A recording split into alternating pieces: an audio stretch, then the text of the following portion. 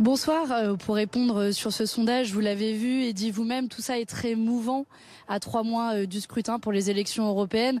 Il suffit pour cela de prendre pour exemple la liste des Gilets jaunes qui a été créditée il y a à peine plus d'un mois à 13% et qui est maintenant créditée de 3%. Et puis après, je vais être honnête avec vous, on a un enjeu pour cette élection, c'est celle de la participation. C'est celle de lutter contre l'abstention. Je pense notamment aux jeunes, à un électorat plutôt favorable à la gauche dans son ensemble et en particulier à la France insoumise et dont on annonce avec ce sondage encore aujourd'hui une très faible participation, à peine un jeune sur 4. Et donc je veux aussi appeler tous les jeunes à se mobiliser pour ce scrutin et ne pas se faire enfermer dans cette espèce de duel de complaisance qui est créé entre le Rassemblement national d'une part et la République en marche d'autre part. Et puis la dernière chose que je voulais vous dire aussi en réaction à ce sondage, c'est que même si nous sommes régulièrement invités sur votre antenne, à BFM et ailleurs, moi en tant que tête de liste France Insoumise pour les élections européennes, on me pose très peu de questions sur notre programme, notre projet, nos propositions pour les élections européennes. Et donc j'ai le sentiment qu'à 3 mois du scrutin, il est désormais temps de parler d'idées, de parler de projets et de les confronter. Et à la fin, les électeurs trancheront, mais d'ouvrir ce terrain-là pour qu'enfin on ait un vrai débat de fond et que ces sondages finalement aient un sens et qu'ils se fassent sur la base de propositions. Oui, mais la stratégie de non-alliance menée par la France Insoumise depuis maintenant plusieurs années est en train de buter contre la division. Lorsqu'on voit, il y a beaucoup de listes classées à gauche et ces listes finalement n'arrivent pas à se dominer les unes par rapport aux autres. Et donc, on a un émiettement de l'électorat qui sans doute s'y retrouve pas. Alors peut-être parce qu'on n'est pas encore entré dans le cœur de la campagne, mais déjà... la France Insoumise à 8%, les écologistes à 10%, la liste Génération de Benoît Hamon à 5%, la liste du Parti Socialiste à 5%. Quel est l'intérêt finalement de diviser les voix à gauche ?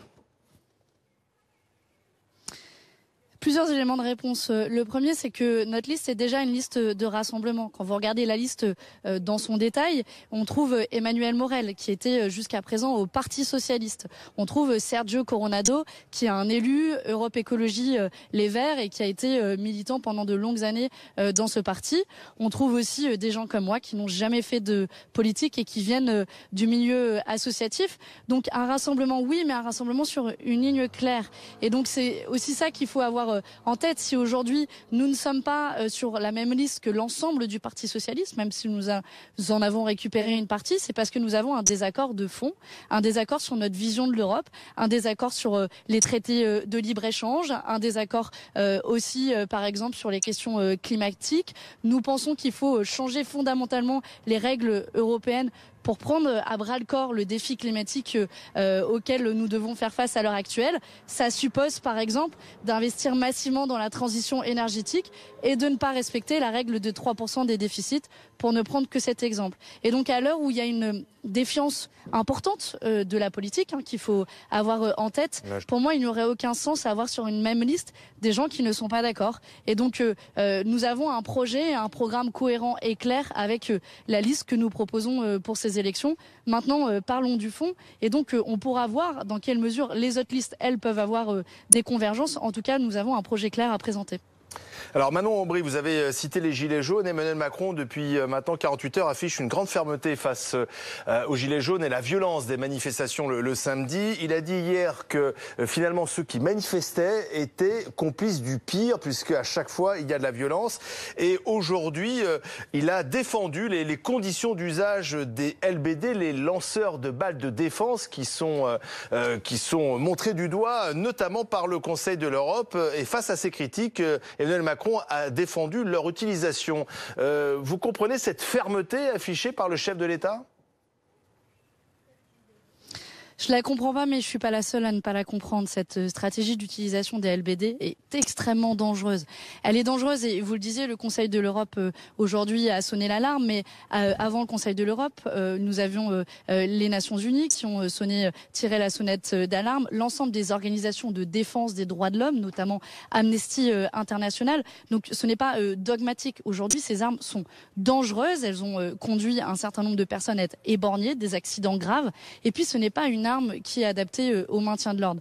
Et je pense que la stratégie à laquelle se livre à l'heure actuelle le gouvernement et le pouvoir, qui est une stratégie de montée en tension, est extrêmement dangereuse, là où il devrait jouer la carte de l'apaisement, d'un vrai dialogue, et non pas dans des conditions étriquées du débat actuel, mais ouvrir la porte aux revendications sociales qui sont exprimées dans les rues. C'est ça le fondement de la démocratie. Ce n'est pas violenter physiquement des gens qui expriment juste le droit et la liberté de manifester. Et ça fait suite aussi à une remise en cause que l'on n'a jamais vue en France de la liberté de manifester avec la loi anti-casseurs, que l'on devrait plutôt appeler une loi anti-manifestants, qui a été adopté à l'Assemblée nationale et qui pourra priver de la liberté de manifester sous ordre d'un préfet qui est lui-même sous un ordre politique des gens qui, vous, moi, qui demain voudraient manifester. Donc je suis très inquiète aujourd'hui de la dérive autoritaire, non pas par opposition à Emmanuel Macron, mais véritablement pour préserver le calme dans les manifestations. Je pense qu'on a tous un intérêt à cela. Et puis en plus pointer du doigt les manifestants qui, dans leur très grande majorité, manifestent de manière pacifique pour exprimer des revendications, les traiter de violents, de casseurs, faire des amalgames sur l'antisémitisme et que sais-je encore. Je pense que ce n'est pas non plus une bonne manière de dialoguer dans une démocratie. Mais ça a encore un sens de manifester tous les samedis. On en est à la 15e semaine. Il y aura sans doute un acte 16. Je vous renvoie à la question. Est-ce que aujourd'hui les revendications exprimées par les Gilets jaunes ont été entendues? On a dans ces revendications, elles sont de deux ordres. D'une part, le partage du pouvoir, davantage exprimé dans la démocratie, le fameux RIC, référendum d'initiative citoyenne, qui a été proposé et débattu à l'Assemblée nationale la semaine dernière et rejeté d'un revers de la main par la majorité. Et puis partage des richesses, davantage de justice fiscale, rétablissement de l'ISF. Sur l'ensemble de ces revendications-là, le gouvernement n'a jamais ouvert la porte au débat. Je le regrette et c'est ça qu'expriment les manifestants dans la rue. Mais je ne sais pas si on se rend compte, est-ce que dans l'histoire récente, on a un mouvement social qui dure aussi longtemps? Les gens sont courageux, mais aussi fatigués d'aller manifester et on peut les comprendre. Et donc, pour que tout cela se finisse sans atteindre et porter trop de dommages à la démocratie, il faut qu'il y ait des véritables réponses qui soient apportées et c'est toujours pas le cas malheureusement. Un dernier mot, Priscilla Ludowski, qui est l'une des figures de ce mouvement des Gilets jaunes, se dit fatiguée par les approches de la France insoumise. Moi, je vais vous dire, je suis fatiguée par les amalgames et les attaques qui nous sont faites toutes les semaines. Vous dites ça à qui? À Priscilla Ludowski? Nous n'avons pas approché Priscilla Ludowski. Non, chaque semaine, on vient nous chercher. Non, nous ne l'avons pas approché, donc je vous le dis très clairement à cette antenne, nous ne l'avons pas approché. Je suis tête de liste de la France Insoumise pour les élections européennes. Je n'ai jamais eu le moindre contact avec elle. Voilà, je pense que arrêtons et cessons les polémiques, honnêtement. Parlons du fond, parlons des revendications sociales. Moi, c'est mon premier engagement politique et si je fais de la politique, c'est pour convaincre, pour avoir un débat d'idées. Et j'en reviens à votre première question sur la question des sondages. Moi, j'ai envie de m'engager avec conviction, détermination dans cette campagne et pour donner aussi une suite à la mobilisation sociale. Ramenons le terrain sur ce terrain, ramenons le débat sur ce terrain-là. Je pense que c'est beaucoup plus sage pour tout le monde et avançons dans la bonne direction. Merci Manon Aubry, tête de liste européenne pour la France Insoumise. Merci.